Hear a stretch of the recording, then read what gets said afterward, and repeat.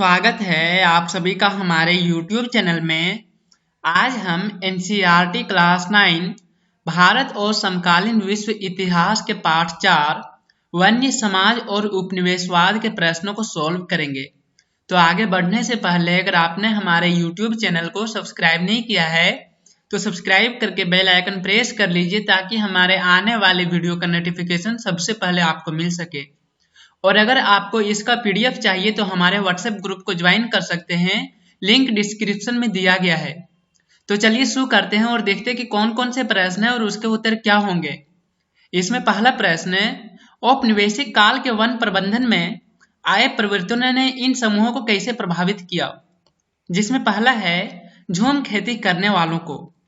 इसका उत्तर है झूम खेती करने वालों को बलपूर्वक वनों में उसके घरों से विस्थापित कर दिया गया। उन्हें अपने व्यवसाय बदलने पर मजबूर किया गया, जबकि कुछ ने परिवर्तन का विरोध करने के लिए बड़े और छोटे विद्रोहों में भाग लिया। अगला है घुमंतु और चरवाहा समुदायों को। इसका उत्तर है उनके दैनिक जीवन पर नए वन कानूनों का बहुत बुरा प्रभाव पड़ा। वन प्रबंधन द्वारा लाए गए बदलावों के कारण नॉमड एवं चरवाहा समुदाय के लोग वनों में पशु नहीं चरा सकते थे, कंद मूल व फल एकत्र नहीं कर सकते थे और शिकार तथा मछली नहीं पकड़ सकते थे। यह सब गैर कानूनी घोषित कर दिया गया था। इसके फलस्वरूप उन्हें लकड़ी चोरी करने को मजबूर होना पड़ता और यदि पकड़े जाते तो उन्हें वन रक्षकों को घूस देनी पड़ती। इनमें से कुछ समुदायों को अपराधी कबीले भी कहा जाता था। अगला है लकड़ी और वन उत्पादों का व्यापार करने वाली कंपनियों को। इसका उत्तर है 19वीं सदी के प्रारंभ तक इंग्लैंड में बलूत वन के लुप्त होने लगे थे, जिसने शाही नौसेना के लिए लकड़ी की आपूर्ति की किल्लत पैदा कर दी थी। 1820 तक अंग्रेजी खोजी दस्ते भारत की वन संपदा का अन्वेषण करने के लिए भेजे गए। एक दशक के अंदर बड़ी संख्या में पेड़ों को काट डाला गया और बहुत अधिक मात्रा में लकड़ी का भारत से निर्यात किया गया। व्यापार पूर्णतया सरकारी अधिनियम के अंतर्गत संचालित किया जाता था। ब्रिटिश प्रशासन ने यूरोपीय कंपनियों को विशेष अधिकार दिए कि वे ही कुछ निश्चित क्षेत्रों में वन्य उत्पादों में व्यापार कर सकेंगे। लकड़ी वन्य उत्पादों का व्यापार करने वाली कुछ कंपनियों के लिए यह फायदेमंद साबित हुआ। वे अपने फायदे के लिए अंधाधुंध वन काटने में लग गए। अगला है बागान मालिकों को। इसका उत्तर है यूरोप में अन्य वस्तुओं की बढ़ती मांग को पूरा करने के लिए प्राकृतिक वनों के बड़े क्षेत्रों को चाय, कॉफी, रबड़ के बागानों के लिए साफ कर दिया गया। औपनिवेशिक सरकार ने वनों पर अधिकार कर दिया और इनके बड़े क्षेत्र को कम कीमत पर यूरोपीय बाग में लगाने वालों को दे दिया। इन क्षेत्रों की बाड़बंदी कर दी गई और वनों को साफ करके चाय व कॉफी के बाग लगा दिए गए।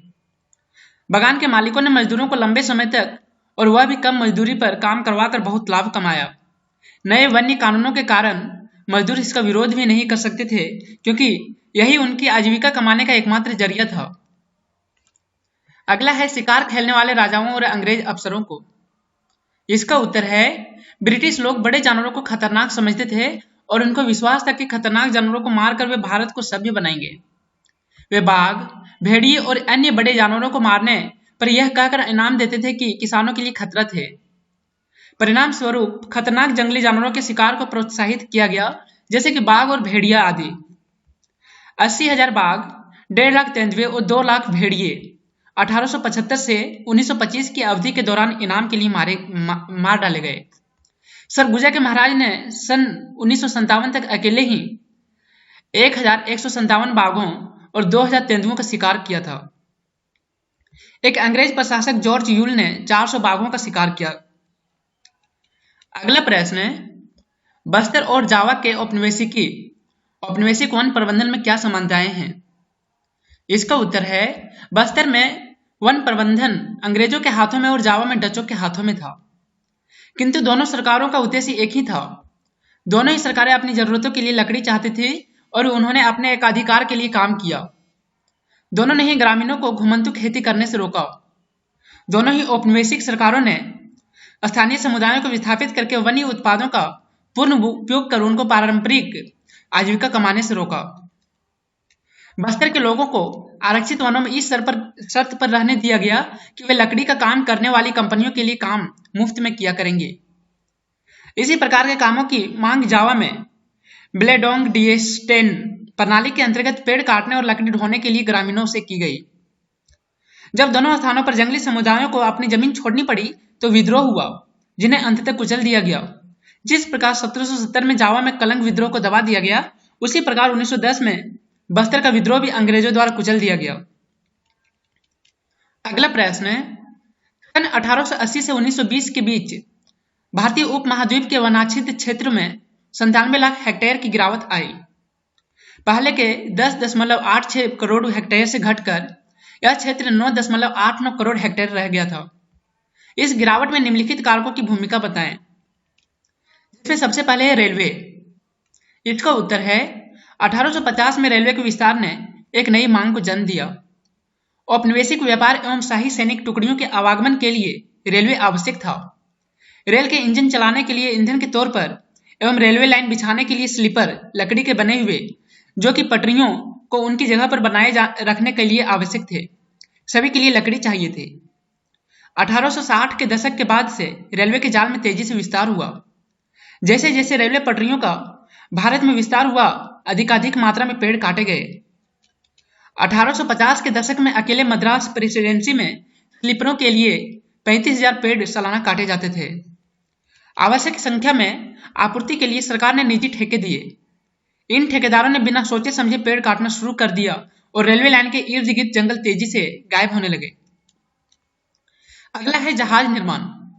इसका उत्तर है 19वीं सदी के प्रारंभ तक इंग्लैंड में बलूत के जंगल गायब होने लगे थे, जिसने अंततः शाही जल सेना के लिए लकड़ी की आपूर्ति में समस्या पैदा कर दी। समुद्री जहाजों के निर्माण के बिना शाही सत्ता को बचाए एवं बनाए रखना कठिन हो गया था।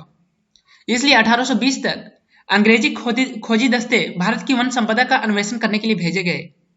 एक दशक के अंदर बड़ी संख्या में पेड़ों को काट डाला गया और बहुत अधिक मात्रा में लकड़ी को भारत से निर्यात किया गया। अगला है कृषि विस्तार। इसका उत्तर है 19वीं सदी के प्रारंभ में औपनिवेशिक सरकार ने सोचा कि वन अनुत्पादक थे। वनों की भूमि को व्यर्थ समझा जाता था, जिसे जुताई के अधीन लाया जाना चाहिए ताकि उस भूमि से राजस्व और कृषि उत्पादों को पैदा किया जा सकता था और इस तरह राज्य की आय में बढ़ोतरी की जा सकती थी। यही कारण था कि 1880 से 1920 के बीच खेती योग्य भूमि के लिए के क्षेत्रफल में 67 लाख हेक्टेयर की वृद्धि हुई। 19वीं सदी में बढ़ती शहरी जनसंख्या के लिए वाणिज्यिक फसलों जैसे कि जूट, गेहूं, चीनी आदि एवं कपास की मांग बढ़ गई और औद्योगिक उत्पादन के लिए कच्चे माल की जरूरत पड़ी। इसलिए अंग्रेज ने सीधे तौर पर वाणिज्यिक फसलों को बढ़ावा दिया। इस प्रकार भूमि को जुताई के अंतर्गत लाने के लिए वनों को काट दिया गया। अगला है व्यावसायिक खेती। इसका उत्तर है वानिकी में प्राकृतिक वनों में मौजूद विभिन्न प्रकार के पेड़ों को काट दिया गया। प्राचीन वनों के विभिन्न प्रकार के पेड़ों को उपयोगी नहीं माना गया। उनके स्थान पर एक ही प्रकार के पेड़ सीधी लाइन में लगाए गए। इन्हें बागान कहा जाता है। वन अधिकारियों ने जंगलों का सर्वेक्षण किया, विभिन्न प्रकार के पेड़ों के अंतर्गत आने वाले क्षेत्र का आंकलन किया और वन प्रबंधन के लिए कार्य योजना बनाई। उन्होंने यह भी तय किया कि बागान का कितना क्षेत्र प्रतिवर्ष काटा जाए। इन्हें काटे जाने के बाद इसका स्थान व्यवस्थित वन लगाए जाने थे। कटाई के बाद खाली जमीन पर पुनः पेड़ लगाए जाने थे ताकि कुछ ही वर्षों में यह क्षेत्र पुनः कटाई के लिए तैयार हो जाए। अगला है चाय कॉफी के बागान। इसका उत्तर है यूरोप में इन वस्तुओं की बढ़ती मांग को पूरा करने के लिए प्राकृतिक वनों के बड़े क्षेत्रों को चाय, कॉफी, रबड़ के बागानों के लिए साफ कर दिया गया। औपनिवेशिक सरकार ने वनों पर अधिकार कर लिया और इनके बड़े क्षेत्रों को कम कीमत पर यूरोपीय बागान वालों को दे दिए। इन क्षेत्रों की बाड़बंदी कर दी गई और वनों को साफ करके चाय व कॉफी के बागान लगा दिए गए।